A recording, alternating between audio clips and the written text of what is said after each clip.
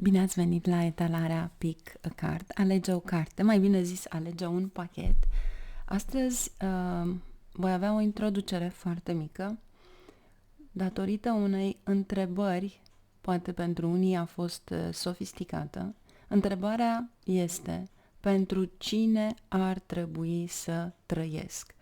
Ar trebui să trăiesc pentru familie, ar trebui să trăiesc pentru lume, ar trebui să trăiesc pentru cine? De ce am aici o karmă? Deci mi-a fost pusă această întrebare și aș dori să răspund mesajului respectiv. Vreau să înțelegeți că tot ceea ce ați pus ca întrebare și fiecare dintre noi este un singur lucru. Trăiești aici pentru Dumnezeu fără să știi. Chiar fără să știi. Pentru că aceste simțuri, minte, corp, acest suflet, tu ești creația lui Dumnezeu. Și este pe o perioadă determinată numai de Dumnezeu, pentru că tu nu știi când vei muri. Cum se comportă Dumnezeu în interiorul celor care sunt în jurul tău, celor care sunt copiii tăi, familia ta, soția ta, soțul tău, cine este fiica ta, cine este fiul tău? Tu te cunoști pe tine însăți sau îi recunoști pe ceilalți, îi iubești foarte mult și știi că trăiești prin el. Deci se regăsesc în viața ta. Soția mea este copilul meu, fiul meu este familia mea. Deci ce sunt eu? Atunci îți dai seama că de fapt tot ceea ce trăiești în tine prin Dumnezeu. Dumnezeu ți-a dat un corp. Acest corp, tu nu ai voie să-l alterezi. Tu trebuie să ai grijă de el, pentru că Dumnezeu locuiește în tine.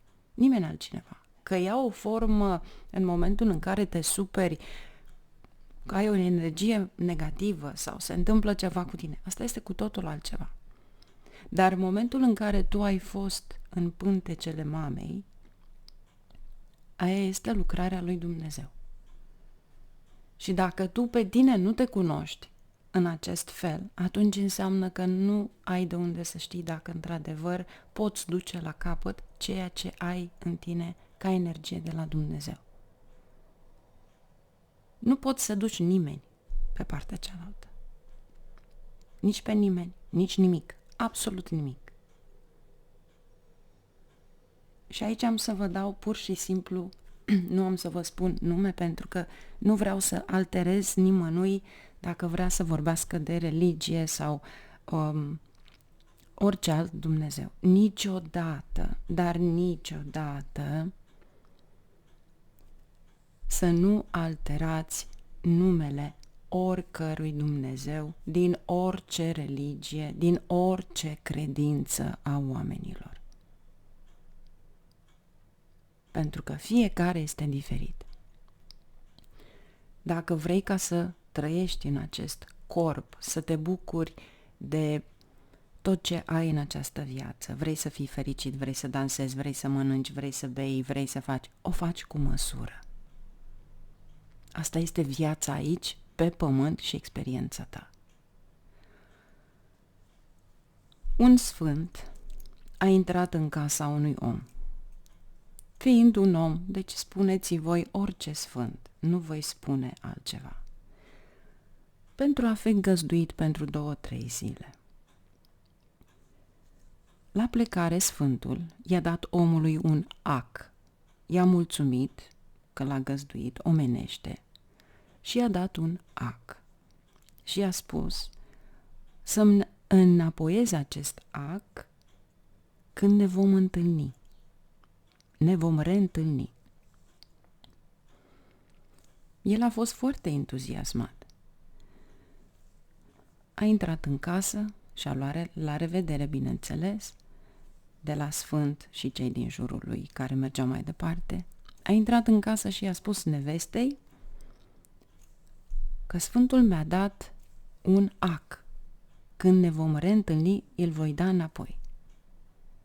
Nevasta s-a uitat la el, acum nu facem o critică din ceva, dar știm că femeile sunt mai înțelepte, și a spus: tu ești sănătos la cap? Sfântul ți-a dat un ac. Niciodată de la un sfânt nu iei nimic. De ce femeie? Acul acela tu trebuie să-l înapoiezi. Vei muri, va muri. Tu îți dai seama câți mii de ani vei duce această karmă. Tu trebuie să te duci să alergi după el, să-i dai acul înapoi. Dacă tu mori, poți să duci acul sus? Nu. Și atunci? După o discuție pe care o a avut, a început să meargă și a pregătit bagajele să meargă după Sfânt, pentru că Sfântul deja plecase.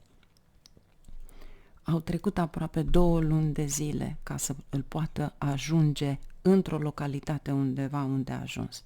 Când s-a dus în fața lui, am venit să înapoiez acul. Sfântul a zâmbit. Ai înțeles lecția? Zice, da. Să aveți tot ce este necesar pentru voi. Ceea ce aveți în voi este cel mai sfânt, îl aveți pe Dumnezeu. Atunci când ai strictul tău necesar, lasă-l pentru tine acolo și dă și la alții ceea ce nu ai nevoie. Pentru că ceea ce vei lua cu tine este numai Dumnezeu și credința ta în Dumnezeu, în orice Dumnezeu. Deci oricare dintre voi, fără nicio abatere. Asta suntem. Suntem o minune divină. Acea minune divină care încearcă să se schimbe pe parcursul vieții, să aibă o experiență frumoasă și încearcă să fie aproape de ce este ce-l atrage mai mult. Mulți dintre noi, poate, nu o facem, inconștienți. Dar ceea ce suntem cu adevărat, suntem unici prin existență și suntem o minune. Vă mulțumesc că ați stat cu mine pentru câteva minute, știu că sunt puțin cam multe. Acum vom intra în etalare, dar am dorit să răspund la această întrebare, acest comentariu. Și acum mergem cu etalarea noastră. Primul pachet vom lua al doilea pachet, să-l punem deoparte și să vedem din primul pachet ce avem aici pentru voi, care este energia voastră. Vor veni și etalările bonus.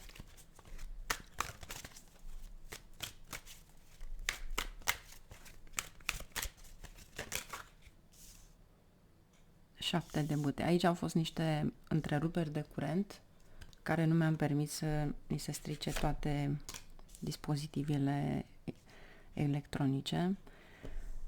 Regina de monede. Wow! Regele de bâte. Toată munca ta va avea succes astăzi. Și posibil ca soțul sau partenerul tău îți oferă ceva frumos.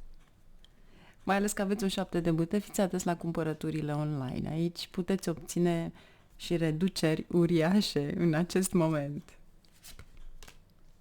7 de cupe. Nu intrați prea mult în reducerile respective, pentru că se vor aduna chiar dacă sunt cu reduceri.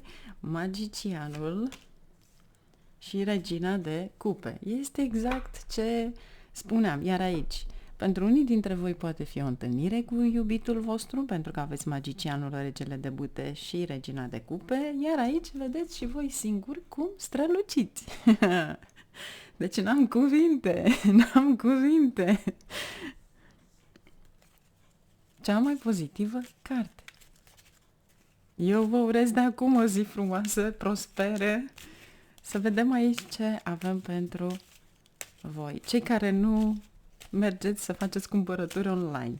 Ce vrea să ne spună? Cavalerul de monede. Deci, după un efort pe care l-ați depus și au cam întârziat acele venituri, ei bine, acum aveți veștile respective, soarele. Deci, oameni buni, să nu-mi spuneți absolut nimic. Dacă puneți ceva pozitiv în viața voastră, dacă atrageți acel lucru frumos la care să faceți viața frumoasă nu numai pentru voi, dar și celor din jur. Ia uitați-vă și voi ce aveți astăzi. Și aici aveți niște mesaje. Vor veni foarte multe mesaje bune în viața voastră. Deci pregătiți-vă sufletește de 2 sori, pajul de spade, 5 de bâte, după ceva la care voi ați luptat, în sfârșit iese soarele. Știți că întotdeauna după o ploaie abundentă iese soarele. Asta este și viața noastră. 7 de bâte, întotdeauna să aveți grijă de tot ce este al vostru. 3 de săbii, 4 de bâte. Ceea ce poate ați gândit că nu veți reuși, astăzi va avea un mare succes. Deci, oricât de negativiști ați fi, succesul tot vine. Iar aici aveți 6 de cupe. Ceva ce vine dintr-o altă viață sau prin prieteni. Poate că prietenii, rudele tale vor fi fericiți cu voi, dar ceva la care se întâmplă acea izbucnire de energie frumoasă. E superb, plecați din ceva toxic și intrați în ceva extraordinar de frumos. Și vedeți mesajele care vin aici. Sunt niște mesaje importante, să nu le omiteți. Vă doresc o zi frumoasă. Mergem la cel de-al doilea pachet. Cel de-al doilea pachet. Să vedem ce avem pentru voi aici. Care sunt energiile voastre?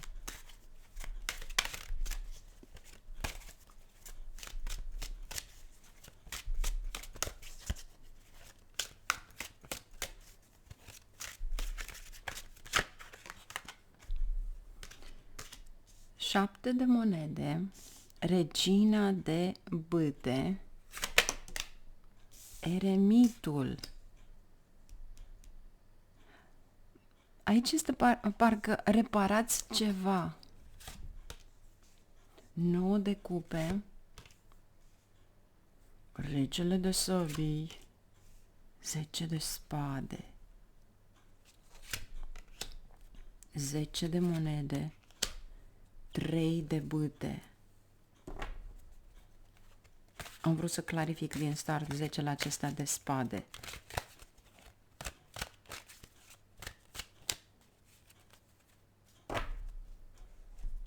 Magician. Wow! Deci, 3 de bâte îmi arată ceva ce ține de un plan de a merge mai departe, poate o călătorie. Să vedem clarificarea. Voi lua regele de spade, eremitul și 10 de spade poate fi de fapt o eroare tehnică pe care voi ați făcut-o și v-a costat, dar acum o reparați și vin 10 de monede.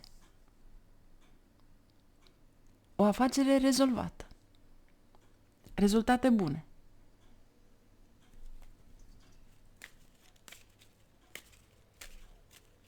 9 de cupe este din nou ceva care are succes pentru ceea ce v-ați dorit. Dar vedeți, aici aveți iarăși magicianul. Deci puteți schimba ceva, alchimistul. Iar 8 de cupe plecați din ceva care nu ați putut să înaintați. Hierofantul, poate niște taxe la ANAF sau genul o comunitate toxică. Pentru că aici nu este o comunitate bună când aveți cu 8 de cupe.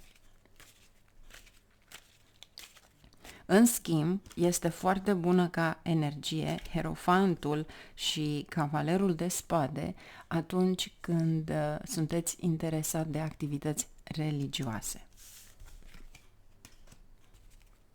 Ce avem aici? 7 de monede, un nou început, puterea. Aici sunt niște rezultate foarte bune.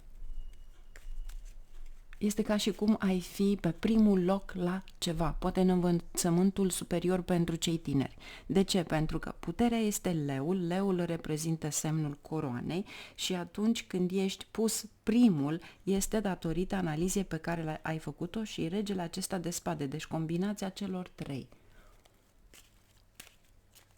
Dacă eventual este acea eroare tehnică, din nou veți fi puși pe primul loc în succes. 5 de cupe. Aici a fost... echilibru a vrut să cadă. Deci, aici a fost de fapt trecerea de la o perioadă la care ceea ce vă doreați voi, ați fost dezamăgiți, v-ați echilibrat, deci ați știut cum să acționați și totul s-a rezolvat. Vedeți că aici aveți regele de săbii, care poate fi și un om de stat, poate fi și un avocat, poate fi un ofițer guvernamental, deci aici s-a strecurat o eroare. Voi trebuie să reparați acea eroare. Fie este o cerere, fie este ceva în afacere, cu siguranță trebuie să o reparați. Dar se rezolvă. 10. Vedeți, a fost o întârziere cu acest cavaler de monede.